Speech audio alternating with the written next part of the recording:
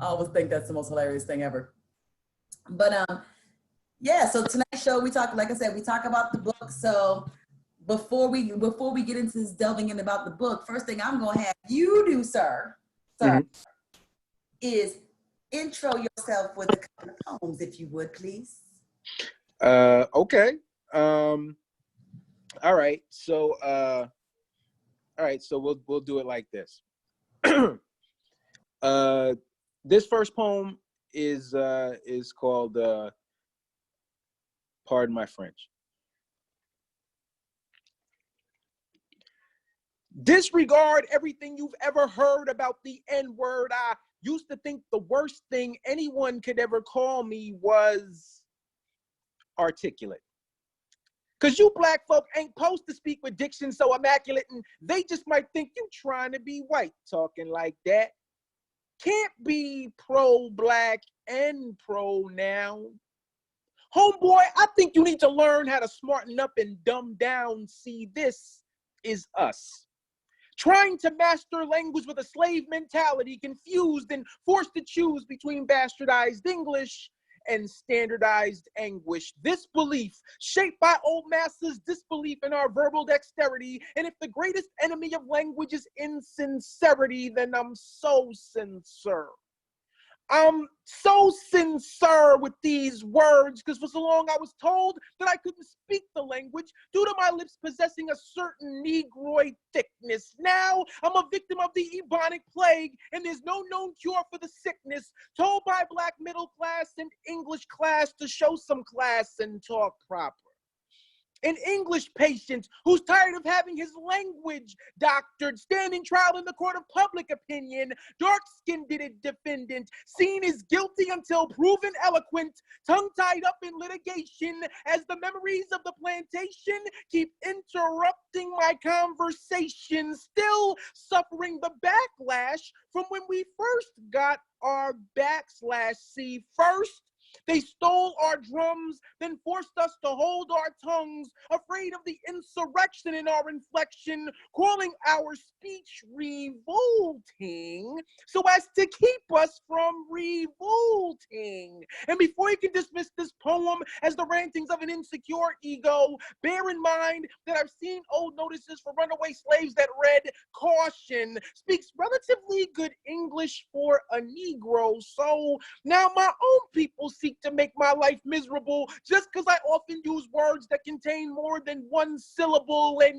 no, I'm not what you'd call an Oreo, suffering from some sort of identity crisis. And when I talk, you'll never hear me try to pronounce every single word like this. I know that the rules regarding grammar and syntax are slightly more relaxed when we kick it. And just because they call our English broke, don't mean we got to fix it. But as soon as white folks started telling me that I speak well, I had to start living my life on the DL because black folk tend to view proper English as an alternative lifestyle. Had me thinking that enunciation was an abomination in the eyes of God. Forgive me, Father, for I have conjugated. And as much as I hated to break the news to my people, chose to out myself rather than doubt myself, came out of the closet and told the whole damn world, yeah, I'm bi. Dialectal. Meaning I speak fluent jive and job interview. So not only do I converse, but I conversate too. As familiar with the words on the SAT as I am with the lyrics of Jay-Z. So please don't get it twisted. I was royalty way before the King's English ever existed. Don't down me, crown me.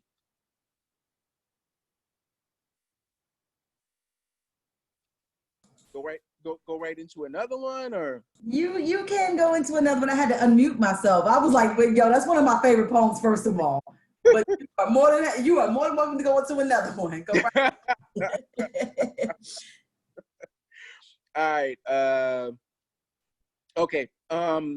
This poem here is this is the suicide note Michael Jackson should have written. Oh, and the title of this poem is called Pinocchio Story. Dear Mama, blame this on he who is my Geppetto. He made me this way. Never reminding me of just how many strings he had to pull to get me this far. Pinocchio's one wish was my entire autobiography. My father's love always came with too many strings attached. I, too, was a puppet. Forced to wear identity crisis as a second skin, told that flesh and bone were too much to ask of God. So every time I lied, my legend grew.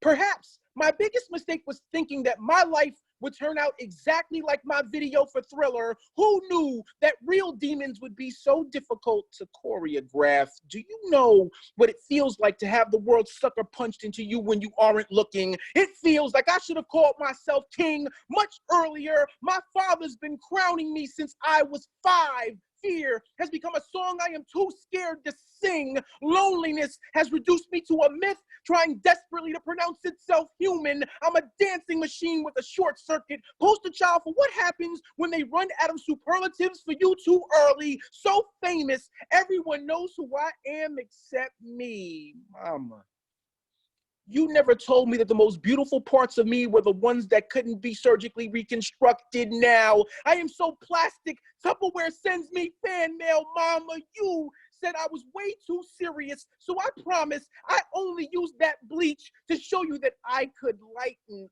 up, Mama. They used to follow me religiously, as if my concerts were a chance to see Christ's second coming firsthand. But besides the fact that we both have fathers named Joseph, I don't see any similarities. Compared to me, Christ had it easy. He was never asked to moonwalk on water, had the good fortune of being an only child, and he was only crucified once.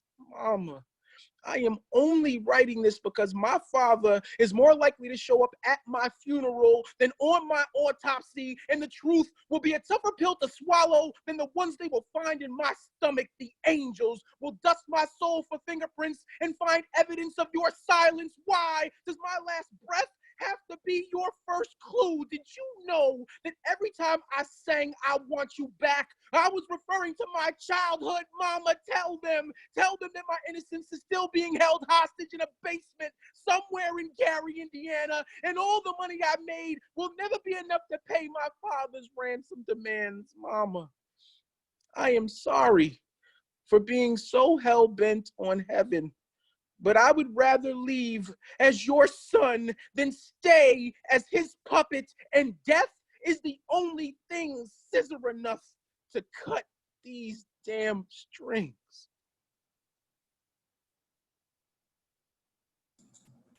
Damn. I was like, God damn. Thank you. So for anybody who's not had a chance to look at the book, are those pieces you just did are both in the book, correct? You are correct. All right. So since we're talking about the book is called A Choice of Weapons. Now, before I dig into the process, question, where did you come up with the title? One of my mentors, when I was coming up, he had a chapbook. Shout outs to brother Ngoma Hill. He had a chapbook that was called Words Are Weapons.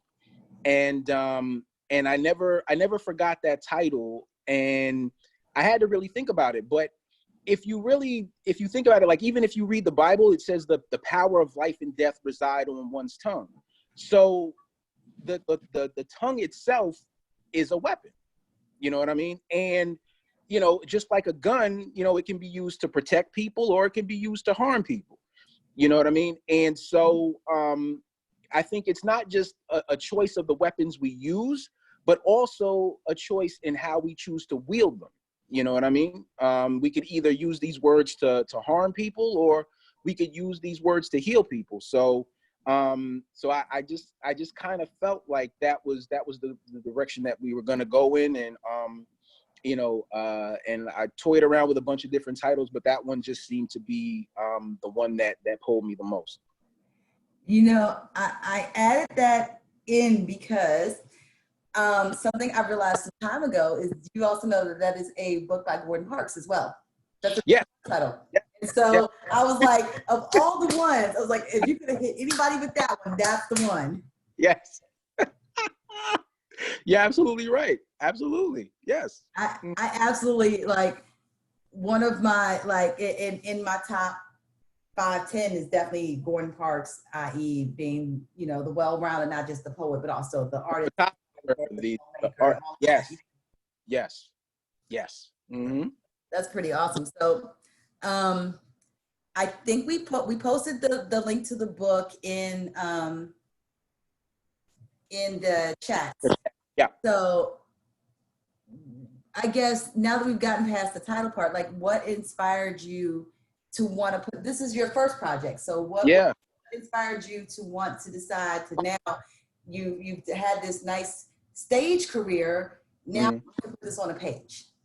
Well, actually, it was a friend of mine, a poet from Denver, Colorado, by the name of Javon Baker. Shout out to Javon, who had approached me with the idea of doing a book. And he would always say, like, you've been doing this for so long, why don't you have a book? And he would always drop that bug in my ear. And then one day he just hit me up in the inbox and he was like, look, he was like, you got to do this. He was like, you have to do this. You know what I mean? And he was like, I'll help you. He was like, I'll do all the editing and everything for you, but you just got to send me the pieces, man. Send them to me and let's get this done. And so I owe him a lot because without that push, I probably wouldn't have. And it was such a great idea because I find that now when I go to poetry readings and I sell my books, it's like people are actually like amazed that somebody has a book, to sell them. You know what I mean? Right. Because so much of what we do now is online. It's audio books. It's you download stuff. You do ebooks, Kindle, Amazon Fire, that kind of stuff. And it's just like people almost looked at it kind of like as a novelty at first. But then when they hear me read and then they make the connection with the book, it's like, oh, I got to take that home with me. So it's really been an interesting journey with that. Yeah. Yeah, you can't quite see it behind me. I have I've halfway unpacked. I just moved it within the last week. I've halfway unpacked. I have a whole section of just poetry books. Okay.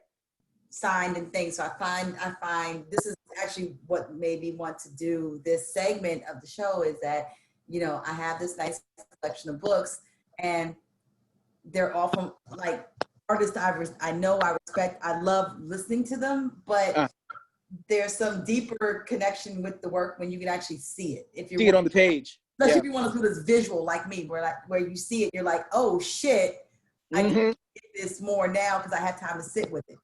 Right. Absolutely. Yep. So what else like inspires you writing wise? I know that, you were talking about Javon and, actually sitting you down to do the book, but once you sit down, like what do you look at in order to go, okay, I'm motivated to do this. I want it to look like this. Who's inspiring you or what's inspiring you?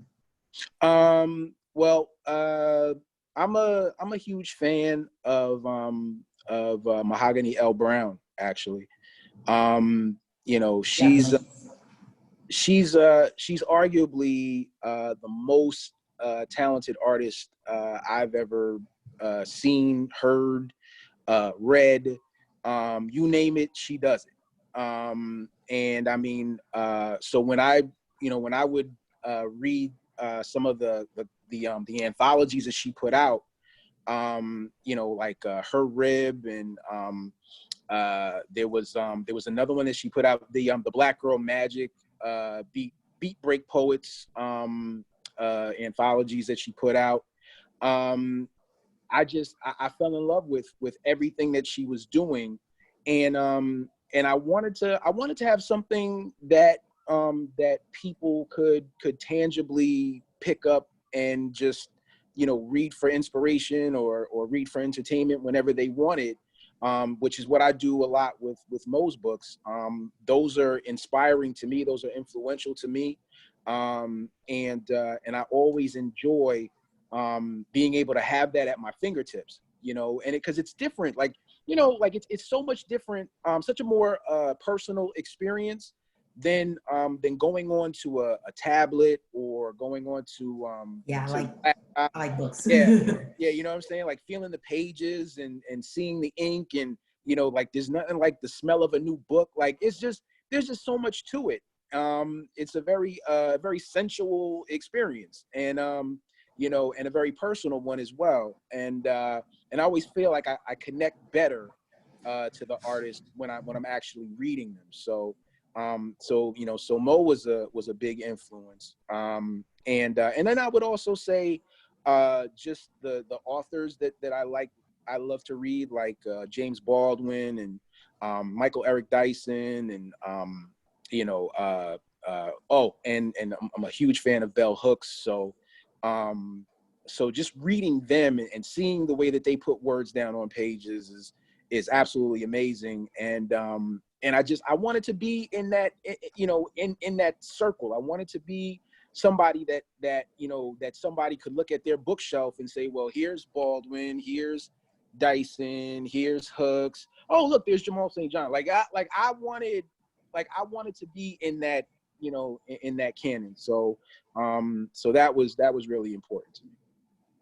And I'm gonna pick your brain about like who you're reading too. Definitely gonna do that.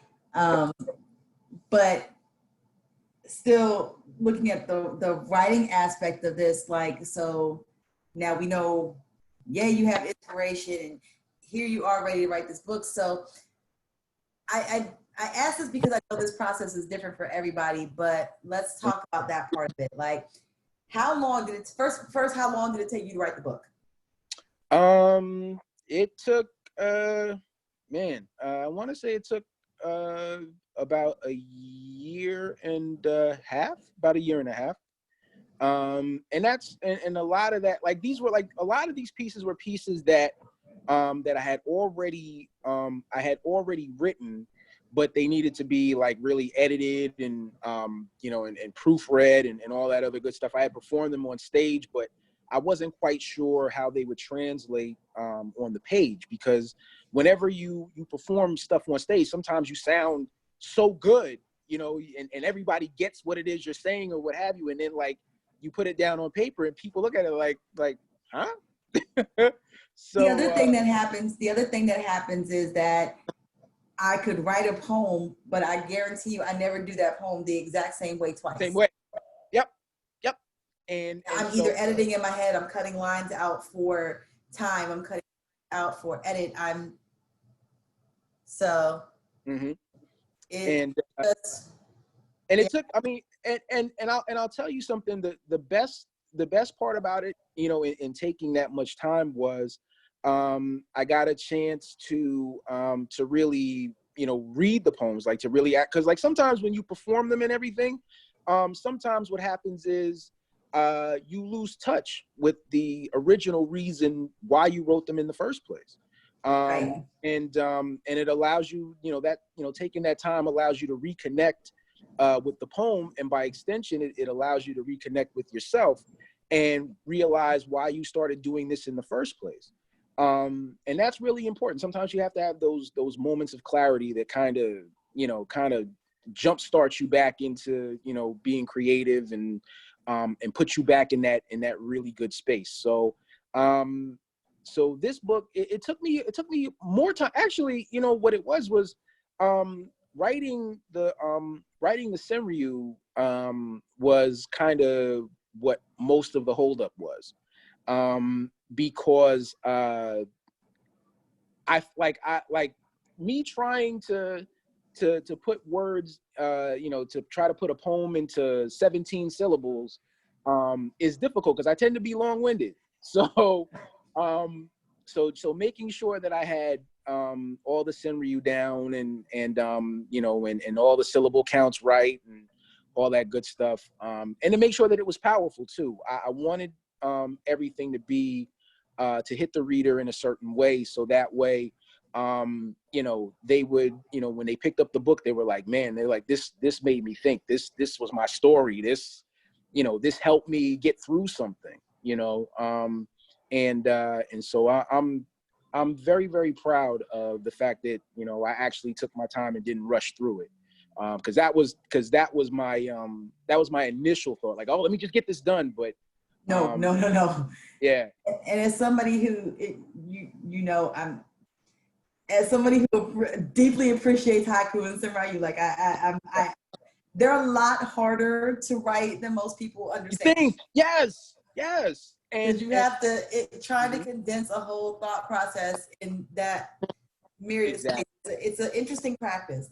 I think of it as literally I got to condense it down to one sentence and just start cutting words. Because it's like, what's the snarkiest way I can say this one thing? You know? Yes, exactly. Yeah. Exactly. Yep. It's super focused. It's super, somebody just, that's what Sherry just said. It's super, super focused. It is, it's super focused. Especially when, again, you're one of those people that you're so prolific with, you know, especially on stage, that trying to, even if you look at it on page, like it feels like, oh, this is a 3-minute poem. It's not that long. And you look at it, it's like 5 pages. 5 minutes. Out. And you're like, why is this long? And, you know, I've added words in here that I don't need, you know. Right. The writing process is, you know, super, super, you really have, like you really have to like learn how to reevaluate space, space and word choice. Yes. I do this for a living, so it's like I'm used to doing the super editing and the things, and it's so much harder when you're looking at like your own work. Because you're like, I don't want to cut that out. Exactly. It's so hard to kill your babies. It's so hard. It's super hard to kill your babies. Yes, it's you're just like, I don't want to, the economy of word choice and space, you know? Yes. Well, like I say, we're trust me, editing comes back around into this in a second. I'm trying to figure out like what does well, two things. What does your actual process look like? Like what do you do to sit down and write? And then like once you've done that, then you know, we'll delve into what that looks like on the editing end, because that's a whole other thought process right there. Yeah. Well, to be honest with you, my and I mean the basic stuff. I mean the basic stuff like music, writing. Are we looking at pictures? Oh. You have to be in a certain space. Some people do that. Yes. Yeah. Oh well, music wise, it's important that I have. It depends on what mood I'm in, but most often than not, it's got to be something like really, really ignorant. Like it has to be. I'll tell you. I wrote like 3 poems to Little John and the East Side Boys Get Low. Like, you know what I'm saying? Like, yes. This is one of my art pieces on my wall.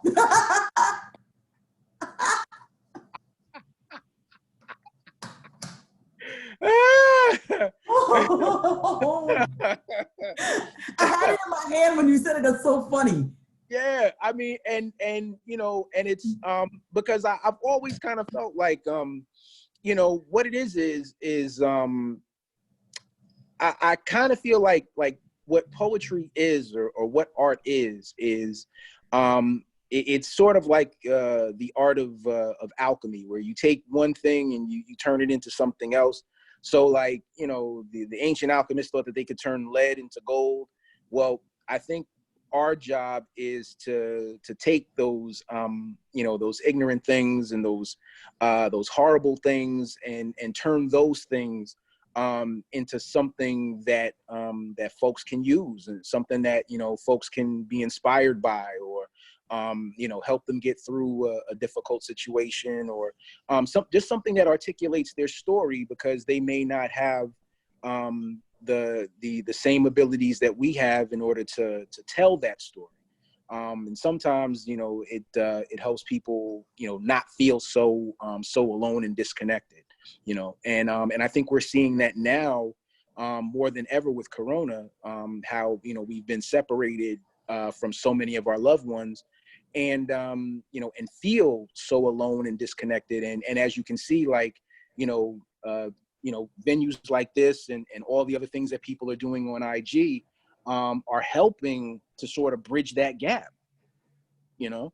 There are some, I will tell you, this platform here, one of the things we said was, we're going, as we're saying, we're going to continue this past when we come out of lockdown and Corona, because Beautiful.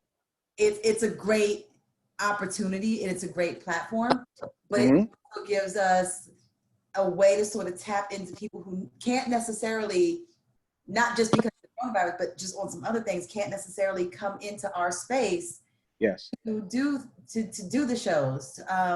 Like Mm-hmm. we had second or third show, we had Anita D out of California, and Mm-hmm. we've had poets, and we've had DC poets, and we've had New York poets, and we've had Florida people.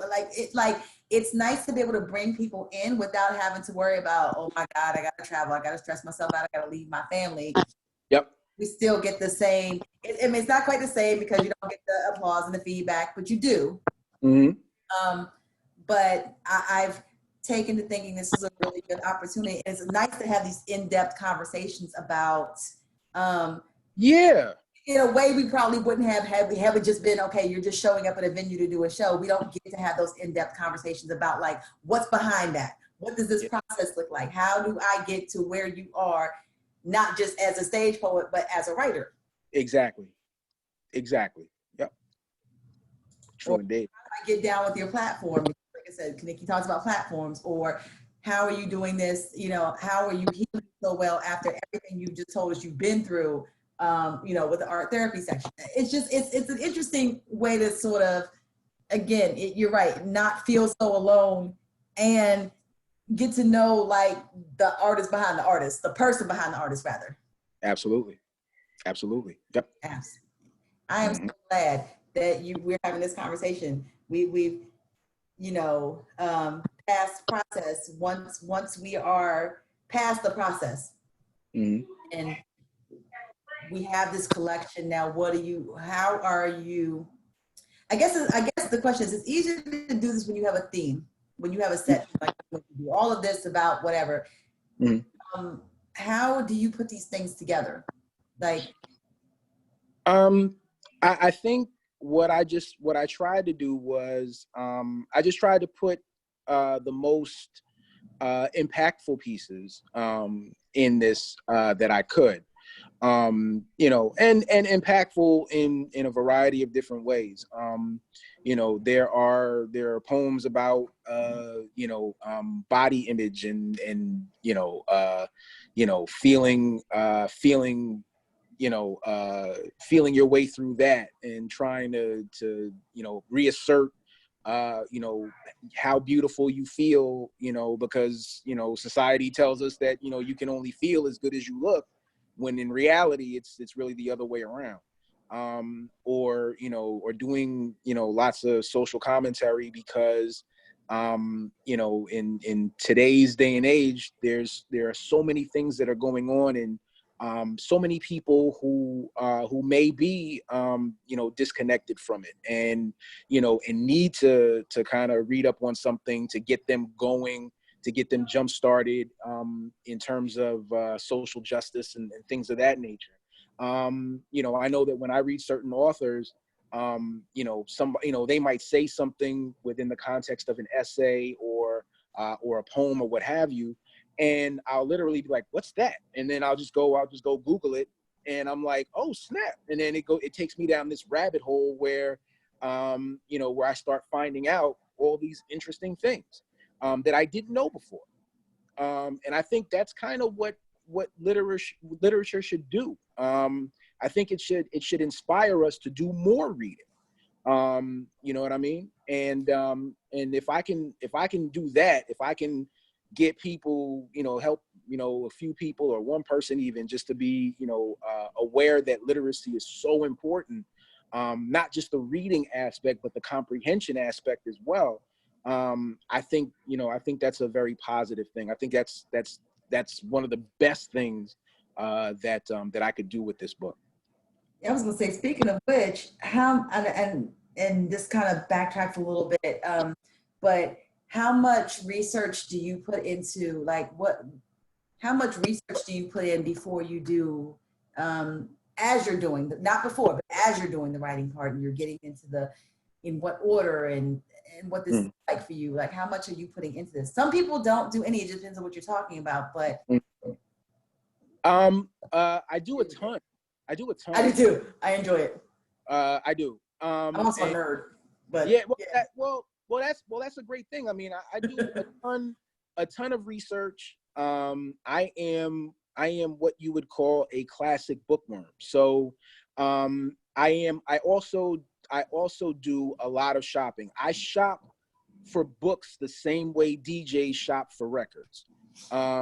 So when people say digging in crates, yeah, I do. I love going to independent bookstores and spending whole days inside there.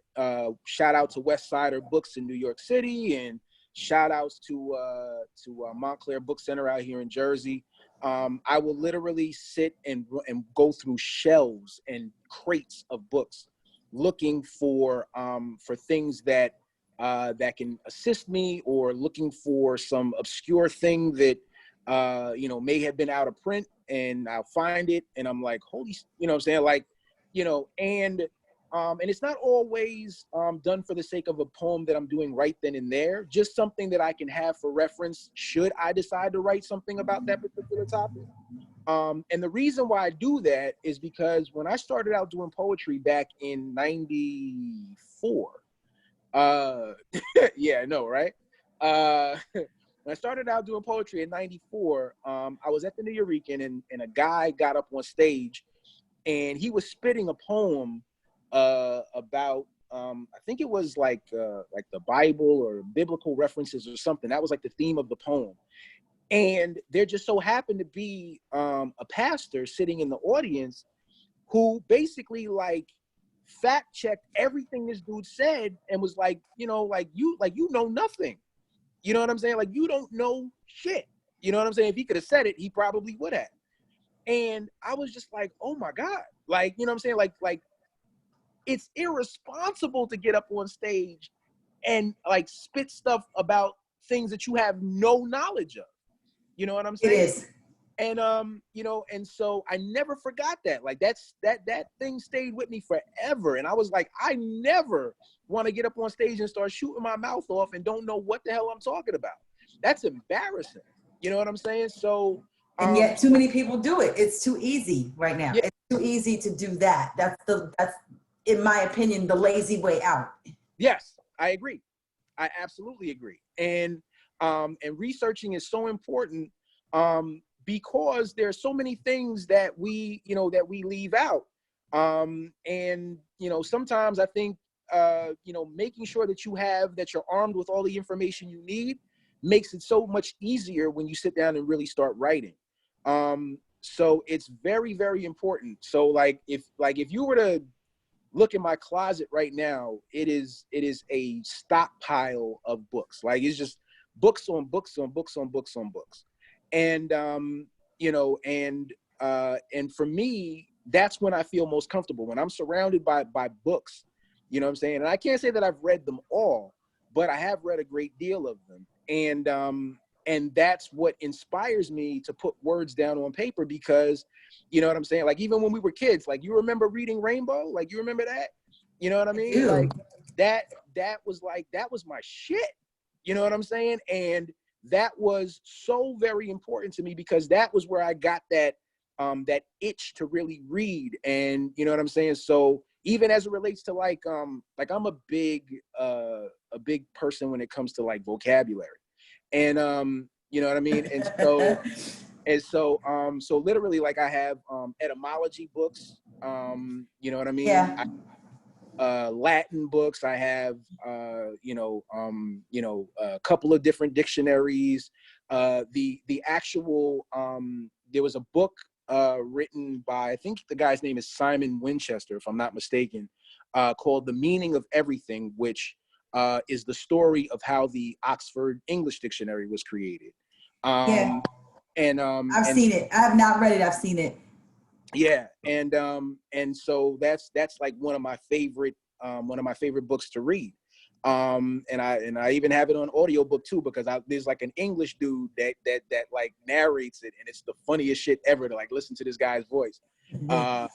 But yeah, so everything, whether it's, you know, and another thing too is that it's not lost on me that that a lot of people have these stereotypes of us as African Americans, and that we are not intelligent, and that the stuff that we create is not necessarily art, and you know, and all this other nonsense. And to get up on stage and really move a bunch of people, some of whom happen to be Black, some not, is always a very redemptive and like vindicating feeling. You know what I mean? Like it's, you know, it's a very powerful feeling, and that's one of the reasons why I got into this to begin with.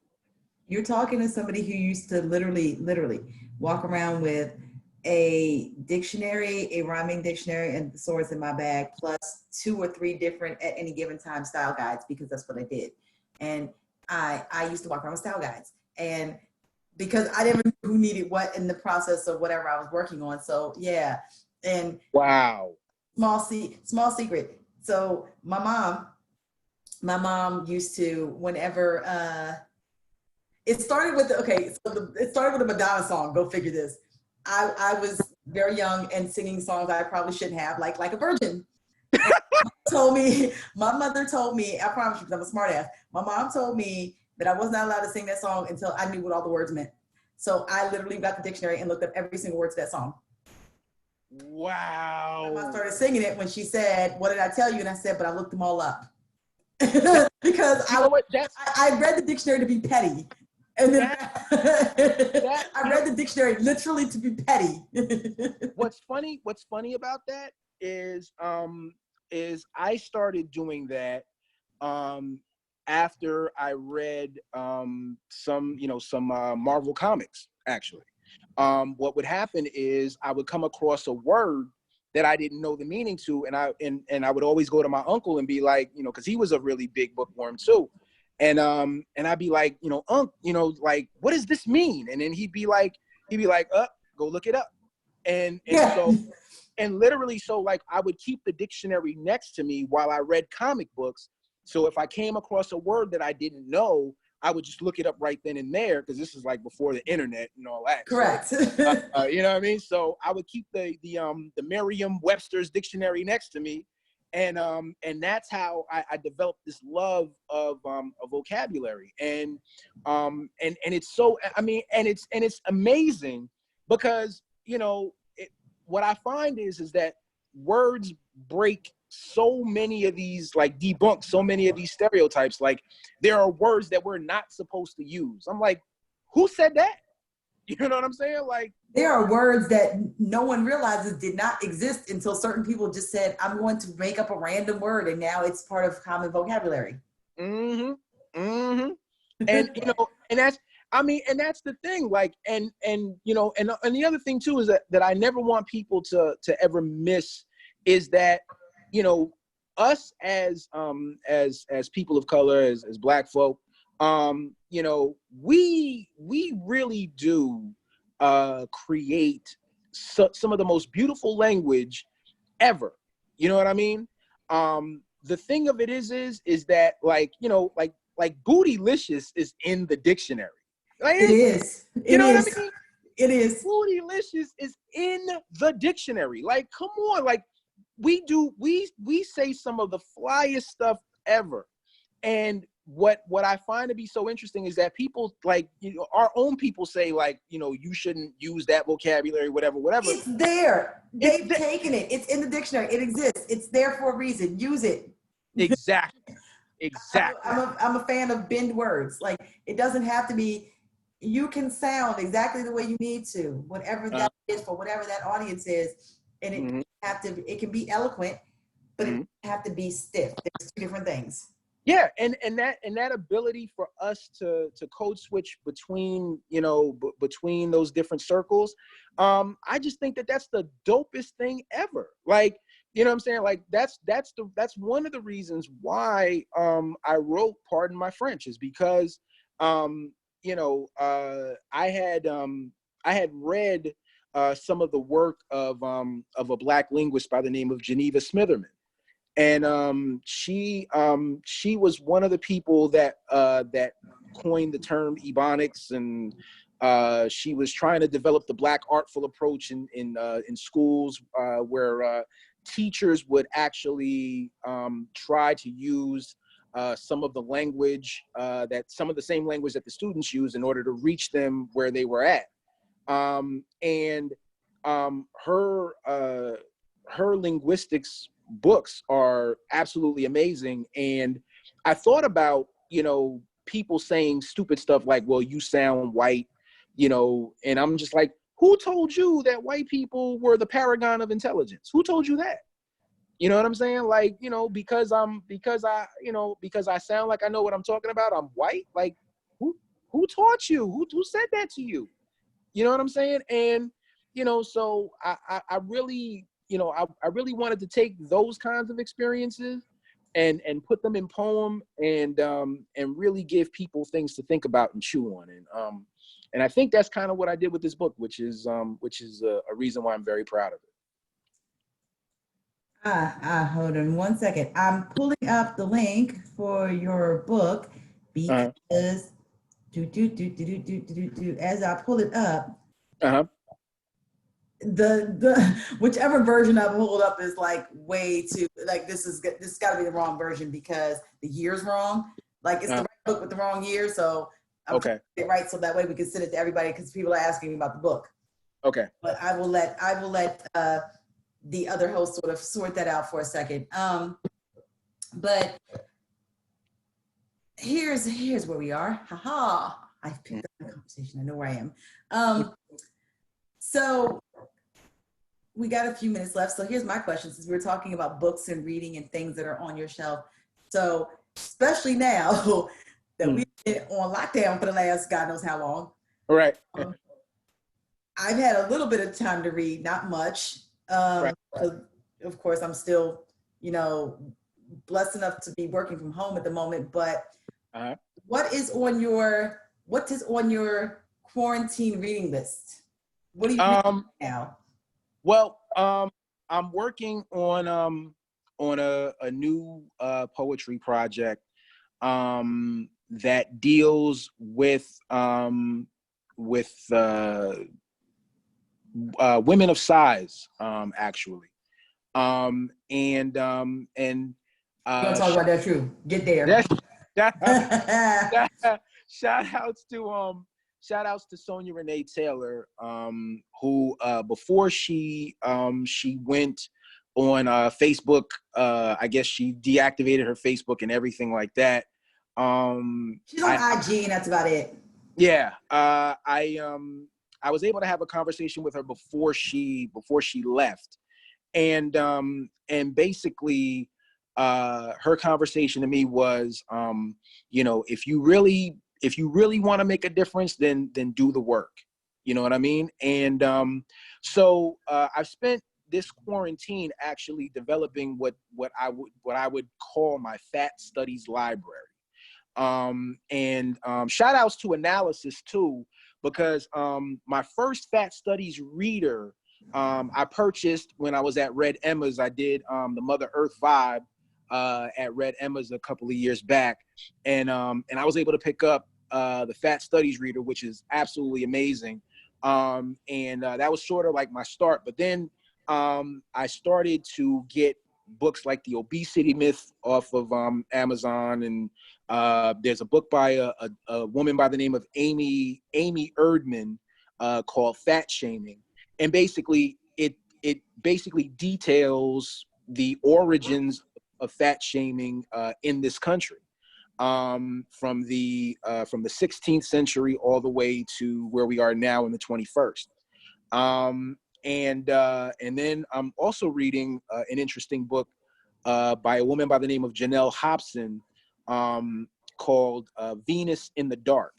And basically what that is it is basically she's writing about Sarah Bartman. Okay. And basically how Sarah Bartman has impacted our current culture, whether it be the obsession with ass, or the IG models we see on a regular basis, movies, television, the internet, print, magazines, all that stuff. So I've been reading that. That's been a really good read. What I would also say is that I've been reading a book of poems by a woman by the name of, I believe her name is Grace Nichols. I didn't know who she was for like ever. And I ran across her name in the fat shaming book that I was reading. And she has a small book of poems called the Fat Black Woman Poems. She's from the Caribbean, and I picked up this book, and I've been reading it over and over again because this woman is absolutely phenomenal. I didn't know who she was.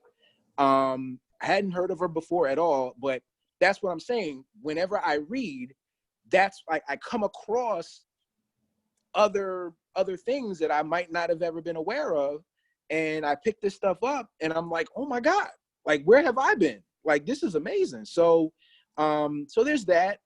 And then and I just finished reading Rakim's book, which is absolutely just, if you are a poet, an MC, and any kind of artist, dancer, whatever, you need to cop that book. You need to cop that book. I mean, the way he talks about creativity and how it's and how it manifests within him, and what his process is like, and how he was able to write all these amazing rhymes, which to this day we consider him the GOAT. It's an amazing read, and probably the best quote unquote hip hop book that I've read since Jay-Z's Decoded. So really, really good stuff. Fantastic. I put the name of the Grace Nichols book in the chat, because Yes. I always feel like I love giving people the reading list. You know, the Rakim book is easy to find. I'm gonna have you, while we're answering that, if you can, send me or post the link to your book as well, because the one I have keeps acting a fool. The link I have is acting a mess, and I want to make sure people have it correctly. Also, what the heck is your Cash App and Venmo before I get to the last couple of questions here? My Cash App is $$ Mollywop. It's MAALWWHOP.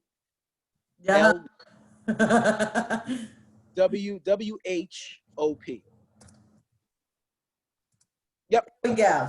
That's it. Fantastic. Mm. Because I want to make sure that our folks in here support you. We post this here. We post this on IG. We post this on the page. So we're also the whole interview is being recorded and usually fed back into like Facebook Live. So if there's people that aren't here and they want this information, it's there. Wow. Okay. So yeah, like we it's legit over here. We really like, hey. No, I expect nothing less from you guys. Nothing less. That's amazing. So, you said you're working on this other project, and this is the last questions, and then I'm gonna open this up for folks to ask a question. Actually, somebody already did, but we'll get to that in 1 second. So you're working on a project. When I can't say when should we expect to see it, because that's kind of subjective, but general estimates on when we should expect to see the new project. I'm hoping for the toward the end toward the end of next year, because I wanna get this right. You know, the hardest part about doing a project like this is that you don't want to co-opt anybody's story. You want to be Absolutely. as sensitive as possible, and the purpose of all of this is to really uh, give some relief, I guess, or some upliftment to women that unfortunately are always getting getting criticized or being attacked for their bodies, and I wanted to do something that was more than just just objectifying or talking about how sexy they are or whatever the case may be. I wanted to really talk about like those particular issues that they face on a daily basis. And so it's been a lot of research so far, reading anecdotal stories and going into different things about how like maybe like even like childhood experiences that certain women have had, and what it feels like to step on a scale, and what it feels like to go to the doctor. Okay. Son of a bitch. It's a son of a bitch. Yeah. I ain't gonna lie, it's a son of a bitch. Yeah. So there's a lot of things that go into it. It's more than just all the curves and and people know me as the hello thickness guy, and Yeah, I was just about to say, if y'all don't know, he shouts out thickness at all times of the day. It's awesomeness. And at any size, you gotta appreciate, you really, really do. Yeah, and there'll be some of that too, because that's authentically me, but I really wanted to give people just something that they could take with them and read up on these stories or read up on these poems and understand that there's a lot that these women go through. It's not just it's so much more than just what you see on IG or what you see on Facebook or what have you. I mean, you see pictures, but a lot of times we really don't know the stories behind what goes on with a lot of these women, and I'm just hoping that I'm able to relay that and have people be a lot more understanding before they decide to criticize and attack them. You know what I mean? Absolutely. And also, you shout out to Sonia Renee. She actually opened up. I saw her earlier this week. Actually, she opened up, last Friday. She opened up a dinner party. So Busboys has a every monthly series, or every couple of weeks they'll do a virtual dinner party where they interview someone, and the interviewee for the last dinner party was Roxane Gay, and Sonia opened up for her. Whoa, the feminist author Roxane Gay? So Andy did an interview with Roxane Gay, and it's Sherry says it's weekly. So last go round was Roxane Gay. So I sat in for the dinner party with Roxane Gay, and Sonia Renee actually got on and opened with a poem. Whoa, that oh man. Yeah. That's amazing. So Sherry saying the next one is the last one was Amy Goodwin. So this past Friday was Amy Goodman from Democracy Now! So the previous Friday was the one with Sonia Renee and Roxane Gay. Okay. Wow. She's really amazing. I don't know if we could ever pull her on this show. Sonia maybe, but we'd have to work the time difference out. But I don't know about Roxane Gay, but she's absolutely amazing. Wow. So it's I want to be like that someday. We've had some. I'm not gonna lie. We have had some of the most amazing people on this show thus far. So, and these little sessions, we'll sit here, we'll eat dinner, and we'll drink wine, we'll chit chat about a lot of stuff. And I am grateful to have this on. So, I got one last question, and then we'll dig into the audience. This is my fun one. So. Again, we're stuck on reading this, but here you go. Favorite book, favorite author, or your favorite quote? or some combination thereof. Wow. Or some combination thereof. It doesn't have to be all three. Just favorite book. Favorite book is James Joyce's Portrait of the Artist as a Young Man. I did not see that coming. Yeah. That book is absolutely amazing. And I read it. I read it in high school, and then read it again in college, and then read it again several times after I left school. And it's the imagery in that is some of the best I've ever seen. All right, it's a long book, but it is absolutely phenomenal. And I'm a big James Joyce fan. Dubliners and Ulysses, and but Portrait of the Artist of a Young Man is definitely my favorite book. Let's see. Favorite author, that one is a lot easier. Favorite author is James Baldwin. I don't think I've ever read anybody that is as insightful or as poignant or as eloquent in the way he writes. Nobody Knows My Name, The Devil Finds Work, Giovanni's Room, The Fire Next Time. Listen, that book, that book will get you to writing something. Because if you, man, listen, that The Fire Next Time is oh my sweet Jesus. He writes stuff like he writes things that you wish you could have thought of. Like you wish you could have written that. You know what I mean? And so he is without a doubt. And the funny thing about it is that I just finished finally reading the Evidence of Things Not Seen. His take on the Atlanta child murders. Yeah. And when I tell you, I thought it was going to be just about the Atlanta child murders, but he breaks down gentrification in that book. The way he breaks it, Lord. It's like it's not what you think. It goes in 5 different directions. Maybe I don't know.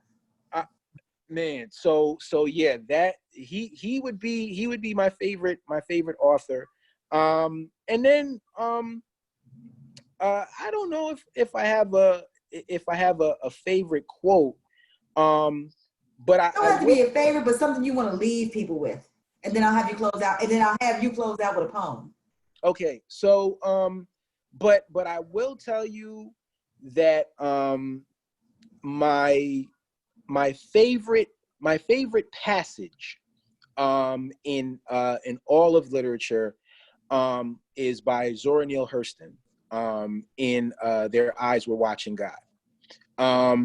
And it's at the very beginning of the book where Janie first sees Shiftless Johnny Taylor, and the way that Zora Neale Hurston describes that particular experience, where she talks about the flowers and the trees and all of this stuff, and I didn't realize it back then when I read it, but as I read it as an adult, that was one of the greatest passages of erotic writing that has ever existed.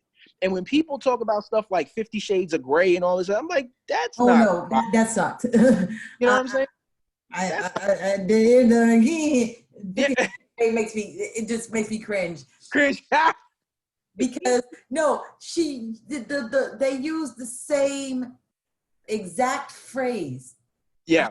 28 times in the same book. Like somebody counted how many times, like there was a phrase that just kept coming up, and they counted it was used the exact same phrase like 128 times.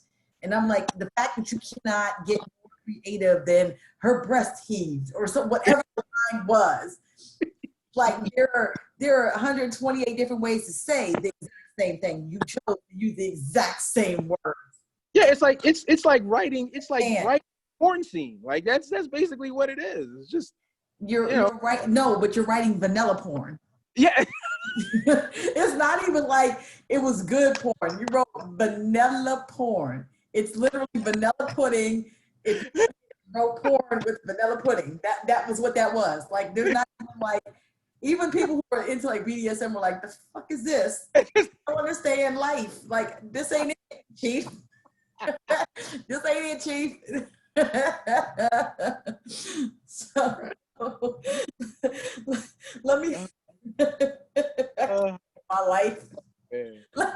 Let me have you close out with a poem, and I got some questions for you. And yeah, the questions are stacking. I see where we're going here. Okay. Mute myself. Right. You go right ahead, close us out, and I got you on questions. All right, no problem. All right. For the quote unquote illegal immigrants. Here we go. And this poem is called Borderline Crazy. Sir Isaac Newton once remarked that the problem with man is that he spends far too much time building walls and not nearly enough time building bridges. Nowhere do his words ring truer than here. Here, where they will call you illegals, tell you that you are trespassing on land that their forefathers stole fair and square, tell you that your love of America constitutes a crime of passion, tell you that aliens don't deserve inalienable rights, tell you that sometimes they get mad at the desert for not killing you when it had the chance, tell you that sometimes they can't sleep at night, knowing that there are more Garcias than Jacksons, more Rodriguez's than Wilsons, knowing that salsa is more popular than ketchup, and that soon they will have to keep up with the Sanchez's instead of the Joneses. You will become a casualty of the war on terror, seeing as how bodegas have replaced Al-Qaeda as the biggest threat to our national security. They will tell you that freedom only speaks English, tell you to get the fuck off welfare, casually leaving out the fact that you don't qualify for it to begin with. You'll be called spineless, despite the fact that you are this country's backbone. They will rebuke you, then recruit you because they're tired of seeing you steal all the good jobs like nursemaid, dishwasher, nanny, gardener, and scapegoat. Bienvenidos a los Estados Unidos, mi amigos. La tierra de la leche y miel. La tierra de oportunidad. I know by now you must be wondering why America has never been sued for false advertising. Tell them that you'd rather be green lighted than green carded. Tell them that you didn't cross the border crossed you. Tell them that this was the home of the Braves before it was ever the home of the brave. Then ask them what their lives would have been like had the Indians practiced a tougher immigration policy. Tell Republicans to stop building fences and tell Democrats to stop straddling them. Tell them that you pledge allegiance to the flag of the United States of America and to the republic for which it stands, one nation, underachieving, inhospitable, with bigotry and injustice for all who fit ever so neatly into the category of other, rounded up and rounded down to the lowest human denominator by those who have mastered the art of how to become filthy rich without ever getting their hands dirty. Tell them that the seed of hope has been planted in you. Tell them that you are pregnant with the idea of a better life. Then tell them that they must then tell America that it must submit to a DNA test as soon as it gets back from fathering democracies elsewhere. Woo! Woo! Yes, sir. Yes, sir. Yes, sir. Yes, sir. I'm about to say I can clap because you can't hear nobody else. Yeah, everybody's got it. I can see him up there. Thank you. Yeah. There you go. There you go. Oh man, it's the homie Ken Brown. Oh snap. Yes, he's here. Yo, you know how I love that poem. Yes, sir. Yes, sir. So let's see, Tiana was asking earlier, do you teach or mentor anywhere in Jersey? You know what? I haven't done any mentoring in a long time. That's actually something that I wanna get back into. I used to help out with Urban Word from time to time in NYC. Shout outs once again to Mahogany L. Brown, who used to have me come through and help some of the people there out. But I haven't done it in quite some time. So that's actually a good reminder, because once we get done with this Corona stuff and what have you, that's something that I definitely would like to look to do, because that's a lot of fun too, by the way.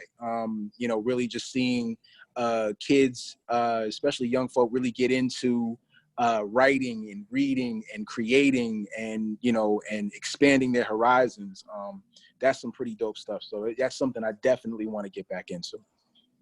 Yeah, all four of the hosts on some level work with kids, and I'll tell you, it's a lot of fun. I enjoy it. And Analysis asked a couple questions. First, he said, "Thank you for using Senryu instead of haiku when it's actually a Senryu, because there's a distinction." Mm-hmm. He said, "You sold a good dozen books when you featured at Red Emma's Mother Poetry Vibe. Do you feel that book sales are part of a successful feature experience, or is it just a fringe benefit?" That's the first part of the question. Oh, that's a good question. You know what? I think a successful reading, honestly, is when people come up to you after the reading and really engage you on what it is you said. Not just the people that come up to you say, "Yo, that was hot. Yo, you were dope. You were dope." Like the people that like listen to lines and go, "Yo, when you said this, I was thinking about da da da da da da da da," or with that poem, when you said da da da da da, I went through that, or that was something that that I didn't know how to really articulate it. I didn't know how to speak it, but you just told my story. Like you just did that. That's a success. That part. Yeah. That's successful. That's successful. Mm-hmm. He also asked, he says, Analysis, "I'm in the process of discerning what moves to make, re getting my indie Lulu printed book picked up by an actual publishing house. Is that a move you're making, or have you already made it and I missed it?" No, I haven't made that move as of yet. But I do want to work these next bunch of poems into into a manuscript and see what I can do, because it's a message that I definitely want to get out to as many people as humanly possible. Especially with all of the unfortunate body shaming that I see going on right now. It's something that I definitely want to do. Like when Sonia Renee Taylor was able to put out The Body Is Not an Apology, that was some inspirational shit for real. And I actually have both the book and I also have the audio book as well. And she's just amazing. And and I really want to, if I can, because those are pretty big shoes to fill, but if I can, I would love to be able to kind of follow in her footsteps on that. So yeah. She came and did the promo for the book at Red Emma's and did a whole set on that, and she's again absolutely amazing. Amazing. That if nobody's posted this on the chat, that's a put it on the reading list. Yes. Body apology. Yeah. If you guys someone put this in the chat so that anybody else who's not ready can pick this up. I will highly recommend this book. Yes. Yes. So Tiana has a fun question for you. Ready? Okay. The Italian hot dogs or Taylor ham, one of them has to go. Taylor ham. Taylor ham. Taylor ham has to go. Italian hot dogs are the shit. True story. Real story. Real story. That's why I was laughing earlier, because I saw the question and I was like, oh wait, I can't. That's a good one though. That's a good one. It is. It is. She said, "How, Sway? How?" Damn, I think I lost the fan. Dude, that's cold. That's cold. That's cold. I doubt that, seriously. Hold on a second. I'm still here. I'm doing the thing with the thing for the back end because my computer is like, you hot, turn up. Literally turn up. Anybody else got questions or want to throw some things in the chat? I probably have about 10 other things, but I've been talking too much, so I'm gonna let everybody else kind of, y'all can unmute yourselves and ask the question or throw it in the chat if you want to while I plug up the fan. Whew. Much better. Life is wonderful. Do. So I was about Hey to. Jamal, while I want other people to be able to ask questions also, but while people are formulating their question, I need to tell you why I give you so much props for using the term senryu, because when we talk about form poems, they're form poems for that very reason. They have certain aspects to them which make it a challenging thing. That's why most forms I haven't even tried yet. Like, damn if I've even tried a sestina or Right. some crazy shit like that. I have. So I have not done it yet. I need to get to it. But anyway, so you talk about haiku, and you all were saying earlier that it's a challenge writing, especially when it's an actual Japanese haiku, which means it has the kigo, which is the seasonal reference. My first thing is that it's not just any old nature reference. It is a seasonal reference. Which before technology meant that you were going to reference nature because you ain't have no electronic instruments, so you were talking about nature anyway. All right, so it's a seasonal reference, and the kirigi is the cutting word, that word that switches it up or hits and impacts hard, which I find a challenge of writing. So, damn it, if I'm gonna put the effort into writing an actual Japanese haiku, I want it to be respected as such and called that. And if we're going to write a senryu, which only has the 575 on, to use the actual Japanese word, which roughly corresponds to syllable, not exactly. It can do human nature instead of, it does human nature instead of actual nature. That's the only difference, is you can actually human nature reference into this. Yep. Well, and so dropping those out, and I don't mind senryu. There are a lot of dope senryu writers. The host for this evening being one of the dopest, but but I wish our community would call it what it is, because that to me takes away from the actual challenge and power of a haiku. And to be honest, I wish more people would actually challenge themselves to write true haiku. When I teach, I've taught how to do, I teach traditional and then back it up with saying this is what the difference is. The distinction just gets mashed together only when we're doing stuff like competition for me. Right. Yeah. Right. Speaking of forms, I'm gonna say, and we talk about this because you use forms, and not a lot of people do. It's what's the challenge in even just doing that? It's something I meant to ask you earlier. Like, what is even the challenge in just writing poems with forms? I make my own up. I will smash forms together. Actually, I sent it to you. I have one that no one's been able to do yet. Barely me, and I'm the one that made it up. I've done it. And I thought about it because analysis says something.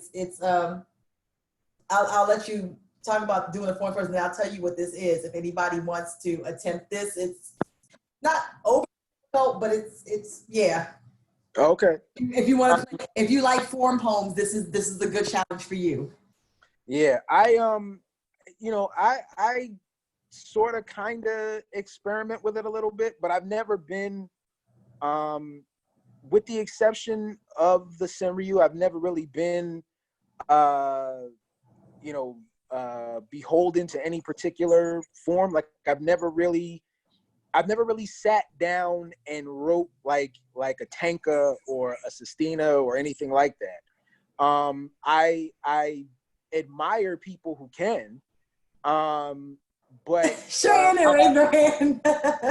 but I'm more of a free writer. So you know, so I don't necessarily do a lot of form poetry, honestly. But that would be an awesome challenge, though. Like that would be, for me, that would be a very awesome challenge to like to be able to do that and put it and put it in a book. That might be like my next real challenge. That might be pretty dope. I play. Go ahead, Shay. I've written tankas. I have several. I have to find them. It's been a while since I've looked at them. Mhm. But I used to belong to a website, a group online, and we used to do haiku Tuesdays and tanka Wednesdays. So Oh, it was a thing. Like, oh yeah, haiku It's a thing. Tuesdays. That's all we were doing, just or senrai Tuesday. That's all we were doing, just back and forth for hours wow. at night. I challenge myself to do them. Not because, well, but because especially if you're a word person, like every so often, just challenge yourself to do one of these things that's sort of just outside of your normal. Like, Yep. I will tell you, one of the book that made me, I yelled fuck, and I threw a book across the room because, and I'll tell you the poem that did it, and I'll tell you the form that did it. Okay. I read Terrence Hayes' Golden Shovel. I threw a book across goddamn Barnes and Nobles. Wow. Have you ever read it? I have never. I've heard about it, but I literally will email you. There's a link because you have to visually see it to understand. And I'll put this in the chat. I own a copy of Lighthead. It's in the book Lighthead. And I knew what it was before I read it, but I figured it out before I really. There's a thing with this. As soon as the moment I figured out what it was, right, I literally threw the book across Barnes and Nobles and yelled "fuck." I was like, "Oh my god, this poem will change your entire perspective on form poems." Wow. Hey, send me that link. He took a poem that already existed, wrote it inside of another poem in a way that when you figure out where the original poem is and how it fits into what he's written, you're just, oh my God, who does this? And what planet do we live on right now? Wow. Every time I let somebody read that book, the first thing I say is, don't throw my book. Every time I've let someone read that book, I say, don't throw my book. Wow. But it's online written. You have to see it written properly, but it's online with a link that's where you can see it written properly. And then it makes sense. And it's not that long a poem. Maybe it takes about 2-3 minutes to read through it. But I will actually, matter of fact, while we're chatting, I'll find it. I'll post it here so that everyone understands what's happening. That's a great one. But the one that I will challenge you was I wrote something. I made up something just to be funny called a Devil's Sestina. We have a poet in our community who made up a form called a 6x6, and a 6x6 is 6 words, is 6 lines, 6 words per line. Every line is a standalone sentence, like a complete standalone sentence. The way he does it is there's 6 lines with 6 words apiece, and you can rearrange these things in any order you want, the lines, and the poem will still make sense because they're whole standalone sentences. And actually, and then when he does it in his highest form, it's the one I'm thinking about. The poem still makes sense, but each different way he reads it, you get a different meaning. Yes. Okay. So I took that. So if you do a Devil's Sestina, I'm thinking you're doing 6x6x6, right? Yes. It's a true sestina where the N words switch around the way they're supposed to, but every single line has exactly 6 words and it's a standalone sentence. 6x6 within a sestina. Every single stanza in this sestina is a 6x6. God damn. I've written one. Every single stanza in this is, and I even did the 7th. I even did the 7th one. The sometimes there's a 7th stanza. Yeah, I even did the 7th one, and there's still only 6 lines, and I used all 6 words. God damn. Like You have to be, it makes you very, very cognizant of word choice, because whatever you use, keep in mind, you only have 6 words per line. So you're exactly. words, so you got to make that shit make sense. Now that is economy and use of space. Oh my God. Yeah. I just wanted to see if I could actually do it. And I was like, well, shit, there you go. It's done. Somebody did what's called a crossiku, which is basically a, it's haiku. It's haiku and senryu, but basically they're every single line in the poem is a haiku or a senryu, but it also is one going down. Oh, see, I thought I was special a couple of years ago. I wrote a whole erotic poem as a collection of haikus. I have to find it. that acrostics was really hard because you just had, it still has to be 17 syllables, but we did it using very short words so that you're not, not too hard coming down. Yeah. It's about a 25, 26 line poem, but so you're writing 26 separate poems of these plus the one that comes down the front. Yeah. Oh my God. Yeah, I've not, the person that in Sella and Dicho did that, and he got through one. I got through one Devil Says Scene, and we were both like, yeah, tap out, somebody else do it. I don't blame you. I'm going to find this, if anybody is in here while we're thinking about it. Actually, I did have something I was getting ready to ask. Oh, okay. Oh, no, yeah, I was going to say, ask any more questions, throw them in there. Jamal, if we got enough time, anybody else? We are looking for a good source to give everybody for your book, because the only one we're finding right now on Amazon, they're trying to sell it for $44. That part. Oh. So it's so they may be out. I don't know what the situation is. Okay. Yeah, I'll have to figure that. Yeah, I'm gonna have to. Well, if you send it to us, I will send it to, we do a wrap up email and also, like I said, everything goes on IG. So I'll make sure that goes there one place or all places. Yeah. Okay. Yeah, because that's what I've been doing back here, just digging around, hunting, looking for a good link. Okay. Yeah, I'm looking for the poem I was referring to so that y'all can see what I'm referring to about this Terrence Hayes Golden Shuffle. You must know, there's a poem you must know before this one, so just, yeah. Mm-hmm. Can people order it from you directly via Cash App, and are you able to ship, Jamal? I believe I can. Because I think I have some copies still here at the house, so there's the answer. So I think I can. Just give me a sec to confirm that, and I'll. All right, let Danielle know, and we'll add it as a part of the notes, because we want to make sure that if anybody wants to get your book, we want them to make sure that they get it at the correct price. And yes, ma'am. Yes, ma'am. I'm going to pull a question from my show, just because I find a couple of my questions are just fun, and it just takes time to it's an opportunity to get to know the audience, get to know the artist a little bit better. Mm-hmm. You talked about music, and when you're writing, you just want to listen to something just ratchet and trap. But if you could plan your perfect concert, 3 acts, living or dead. Good question. Who would it be? 3 acts, living or dead. First act would be Otis Redding. I don't think. I mean, he is without a doubt my favorite singer of all time, and and Danielle would love to know this. He's also a Virgo, sis. A September Virgo, as a matter of fact.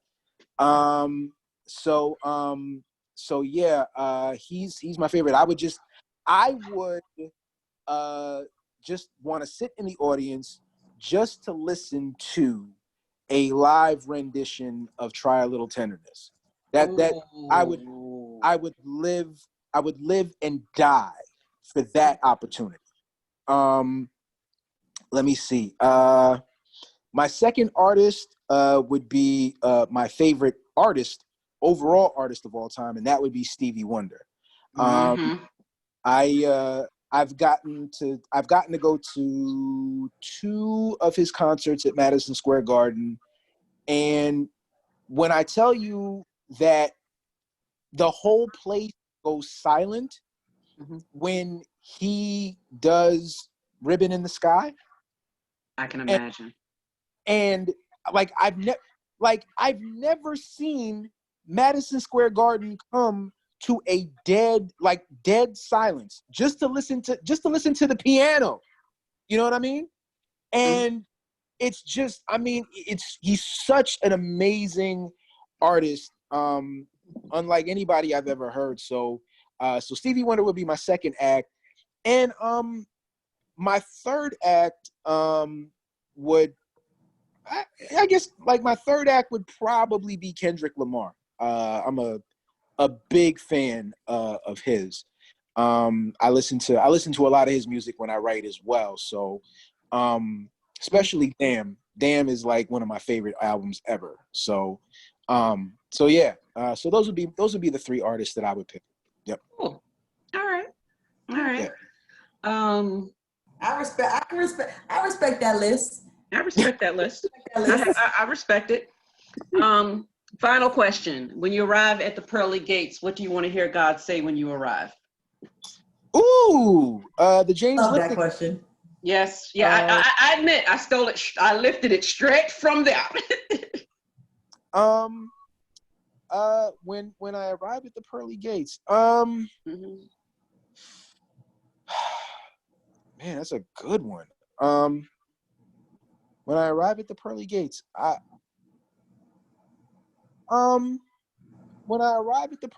think what I would want to hear is your ancestors are proud of you. That would be the highest compliment anybody could ever pay me is my loved ones that have passed on or that will have passed on for me, for them to be proud of me, that would mean everything. So yeah. I get that. I didn't laugh. I was reading the comment. See, so Analysis says something about having heard an acoustic version of Ribbon in the Sky before it was out at a speaking event. And Tiana's response was, he's like Forrest Gump experiencing moments in history. Yes.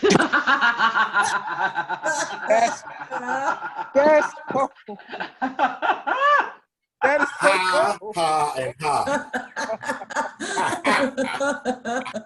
Whatever. Oh, that was a good one. But yes, I did. Nah. That was a good one. I can't with none of y'all. All right. None of y'all. All right. We tried. We tried. I was about to say, whose week is next week? It is Charity's week, and I do not know who's featuring yet.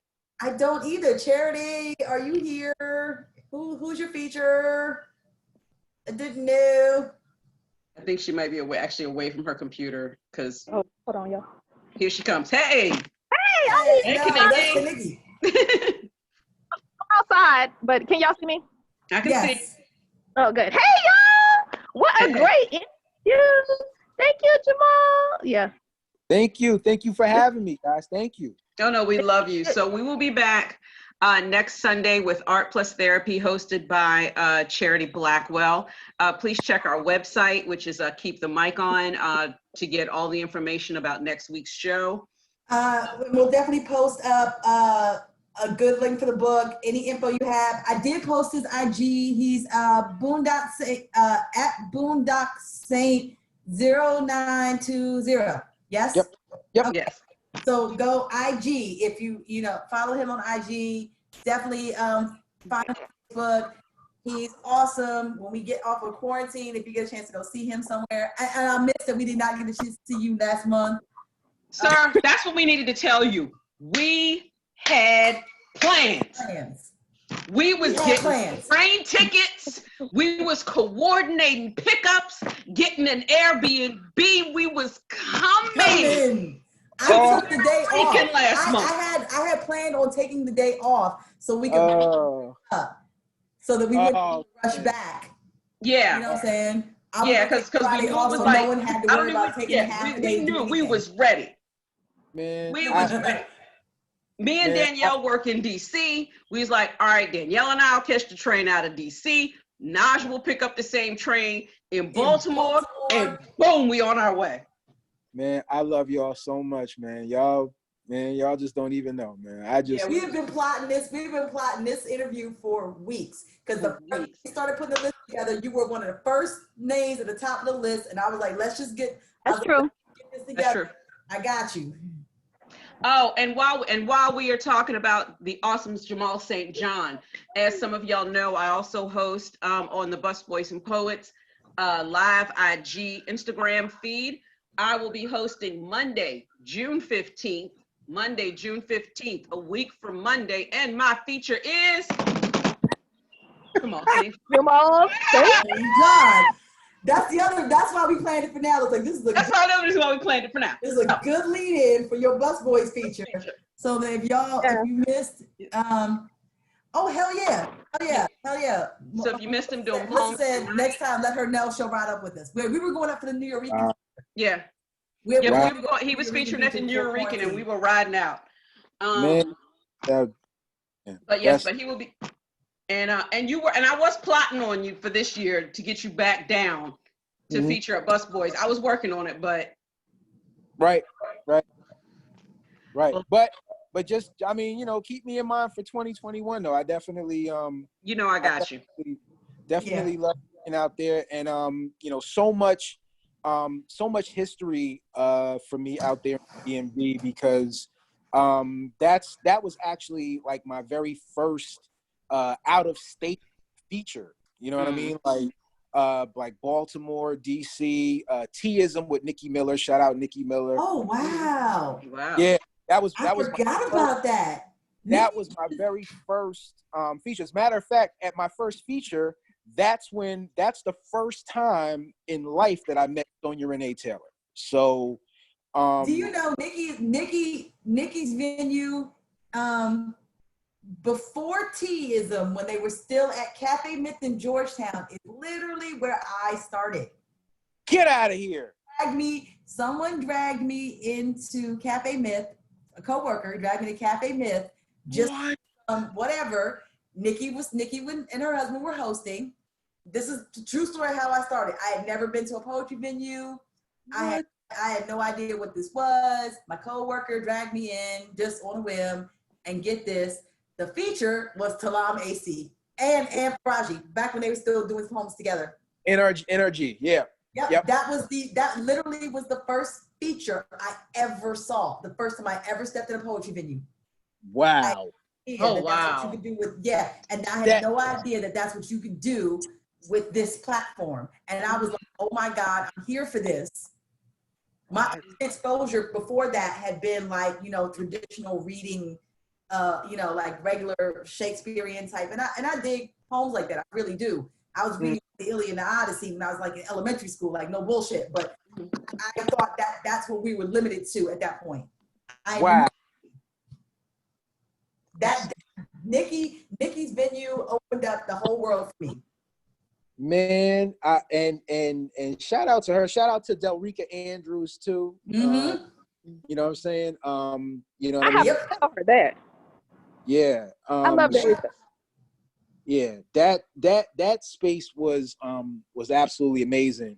And I think too, that might have been the first time I got a chance to meet 13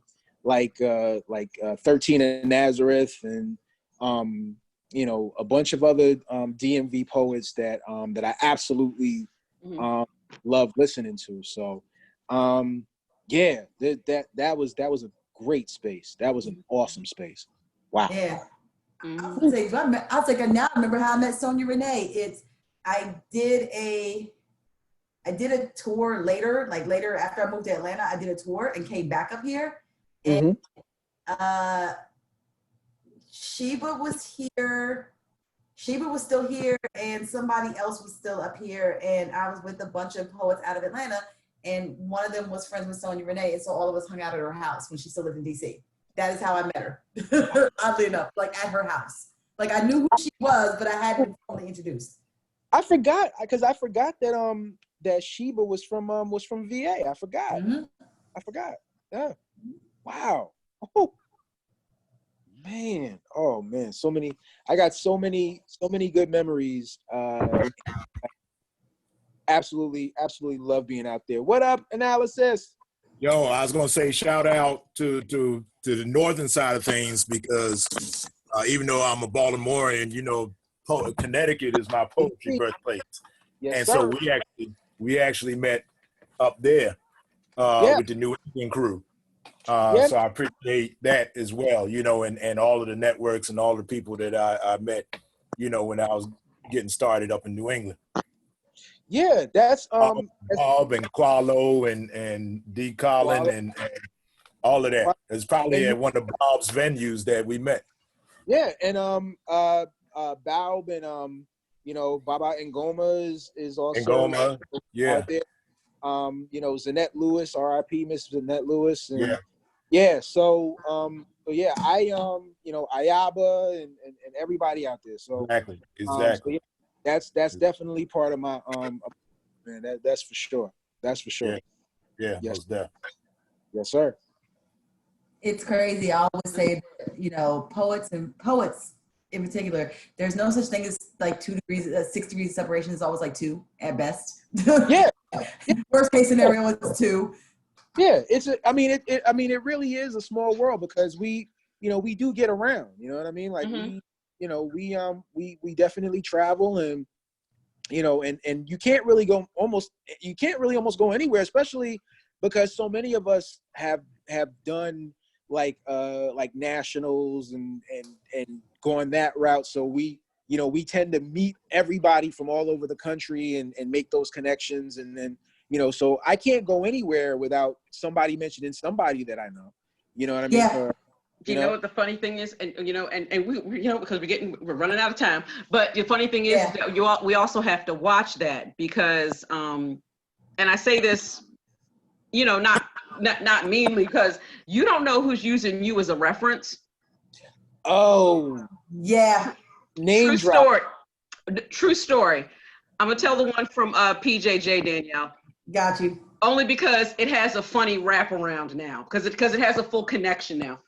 Okay. It was like last May, last summer, we're hosting the Love and Erotic Slam down in Tacoma Park.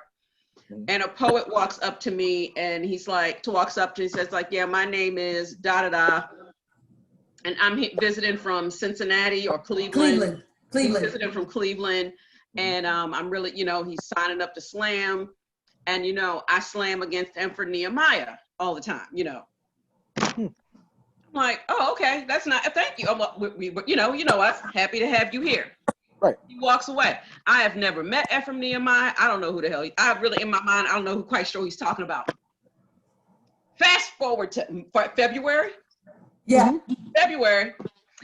Baltimore is doing their slam finals for their team. And Ephraim Nehemiah is there. Killing it. He actually won. And he won. He won. Okay. After the slam, I walked up to him and I'm like, Ephraim, I have got to tell you this story. He's like, you're kidding. I'm like, I know. He's like, I know. You and I have never met.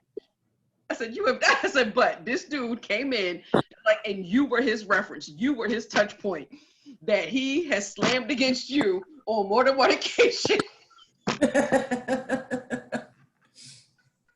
Wow. This dude was good, and I can't remember his name off the top of my head, but he was good. If I ran into the dude again, I would probably remember him, but you know. I only knew who Ephraim was because I had done a weigh-in match with Pittsburgh's team, and we did it in upstate New York, and one of our bouts and our weigh-in bout was with Cleveland. Okay. Only reason why I knew who the hell he was at that point. This was year before last. Okay. This was year before last. Yeah, and I was like, saying but this dude was like, yep, it's like, my name is this and this and this and this and this, and I've slammed against Ephraim Nehemiah. Okay. Yeah, like, we're here now. We're here now. And Doug said it was the funniest thing. And I've had it also recently again, but it happens all the time. I had another poet at 450 K Street come up to me and say, I know I don't know you, but I feel I do because I've watched your career and I know Midnight. From Connecticut, New York. Yeah. What? From Connecticut. Yeah. So he knows she knows Tarishi. Yeah. Yeah. Yeah, she knows Tarishi. And I'm like, okay. They will name drop you in a minute. Wow. Does it actually work? Does the whole name drop? The point is, it's not that. It's if you're doing it and you suck, not so much. And I've had that happen. If you're doing it and you suck, not so much. If you're doing it good, that's great. All it is for me ever is a frame of reference of where you're from, not necessarily the other person, just where you're from. That's literally all I remember afterwards. Mm-hmm. Yeah. All right. So everyone, thank you again for coming out. We will be back again next Sunday, again at 7 p.m., hosted by Charity Blackwell. I will be back hosting in 2 weeks. I'm really excited. Be on the lookout on all of our social media. I ain't telling you. I know who the feature is, and I ain't telling. Trust us. Trust us when I say that all the features for the rest of this month are dope as hell. You definitely want to keep, y'all definitely hold on, huh? That part, because I know everybody's except for my brain just can't fathom who next week is. Mm-hmm. Don't worry. Everybody else for the month. We're gonna get it close. We're gonna get it close. So again, keep up. All of our social media is at Keep the Mic On. Keep the Mic On, spelled just like it sounds. On everything. If anybody wants the home references are in there. If anybody wants to check those out, hit us up for the book links. Hit us up for anything else you want. Questions, concerns, comments, subscribe, share with your friends, do all the fun stuff. Thank y'all and have a wonderful week. Wash your hands, stay safe. Wash your hands, be safe. Stay black. Thank you so much. Or whatever else. Good night, everyone. Good night. Peace. Peace. Peace.